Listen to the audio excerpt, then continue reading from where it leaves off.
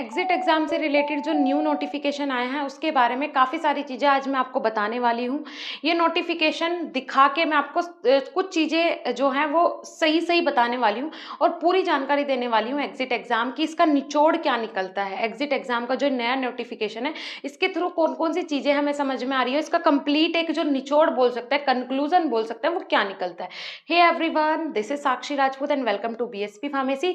सबसे पहले ये नोटिफिकेशन जैसे कि आप देख रहे हैं तो इसमें इन्होंने 4 पॉइंट कवर किए हैं।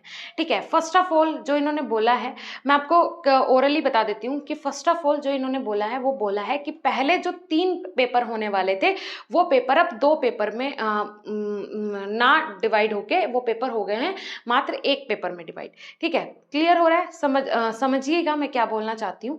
देखिए, पहला ऐसा लग रहा था कि 3 पेपर में शेड्यूल ही नहीं बैठ रहा था। शेड्यूल इसलिए नहीं बैठ रहा था, 3 पेपर 8 सब्जेक्ट किस तरीके से अरेंज करें समझ में नहीं आ रहा था।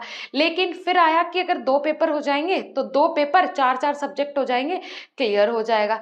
अब बात आ जाती है, इन्होंने जो अमेंडमेंट जो निकाला है उसमें बोला है कि भाई ऐसा हो सकता है कि पेपर आपका एक ही होगा लेकिन उसमें ये सारे सब्जेक्ट जितने भी 8 सब्जेक्ट हैं ये सारे के सारे ही पूछे जाएंगे। ठीक है, तो पहले पॉइंट से आपको क्या समझ में आ रहा है? पहले मैं फर्स्ट पॉइंट पूरा क्लियर करूंगी, उसके बाद नेक्स्ट पॉइंट पे चलेंगे। तो इन्होंने बोला है कि भाई फर्स्ट जो आपका पॉइंट है उसमें ये बोला गया है कि अब 3 पेपर ना होके एक पेपर होगा। क्लियर है? अब क्या हमें 3 पेपर देने में फायदा था, क्या हमें एक पेपर देने में फायदा है? तो मैं आपको बता दूं कि मेरे हिसाब से जो एक सिंगल पेपर होने वाला है उसमें आपका बेनिफिट होगा। बेनिफिट इसलिए होगा, और कम नहीं बहुत ज्यादा बेनिफिट होगा बच्चों को। इसलिए बेनिफिट होगा क्योंकि अगर आप ये 3 पेपर देने वाले थे तो 3 पेपर अगर आप देते तो 3 पेपर में 3 तरीके की हेडेक आपको होने वाली थी।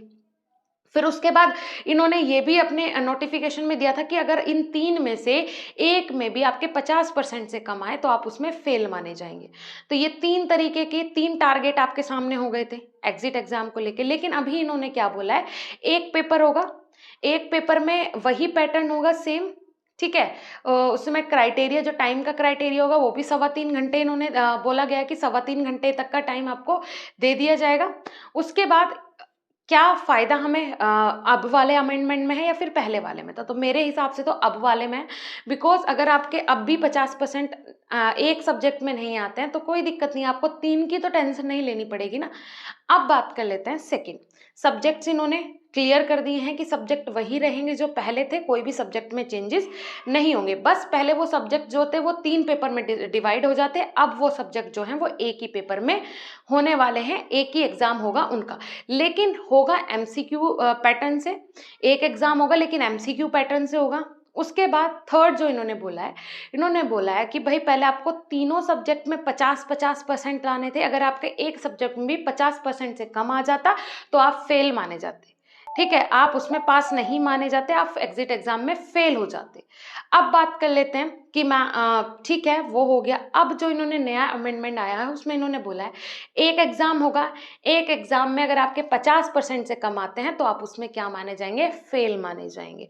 पहले 3 में था, अब वो 1 में कन्वर्ट हो गया है। ठीक है, फिर उन्होंने नेक्स्ट जो बोला है, नेक्स्ट इन्होंने बोला है कि भाई जो पैटर्न होगा वो किस में होगा, इंग्लिश में होगा। जैसे कि आप लोग पहले भी जानते हैं कि पैटर्न पहले भी इंग्लिश में था और अभी भी इंग्लिश में ही आपको पेपर देना है।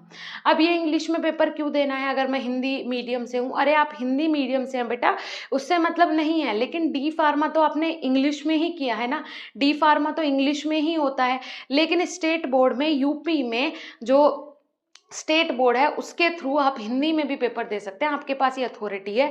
ऐसे स्टूडेंट का नुकसान होने वाला है, ऐसे स्टूडेंट को प्रॉब्लम होने वाली है जिन्होंने अभी तक डी फार्मा सेकेंड ईयर तक भी हिंदी में पेपर लिखा है। जब आप खुद को सुधारना ही नहीं चाहेंगे तो कैसे सुधरेंगे? फिर तो कुछ हो ही नहीं सकता है। इसीलिए आपको पेपर तो इंग्लिश में ही देना होगा, इंग्लिश में ही आपको पेपर देना होगा, ये आपकी मजबूरी है। और एमसीक्यू पैटर्न होंगे तो मेरी मानिए अभी से प्रिपरेशन स्टार्ट कर दीजिए एमसीक्यू सॉल्व करने की। प्लीज़ प्रिपरेशन स्टार्ट कर दीजिए, बिकॉज आपके लिए आगे जाके बहुत डिफिकल्टी होगी। भाई पेपर देना ही है, एग्जिट एग्जाम के बिना आपका कुछ भी नहीं होगा, है ना।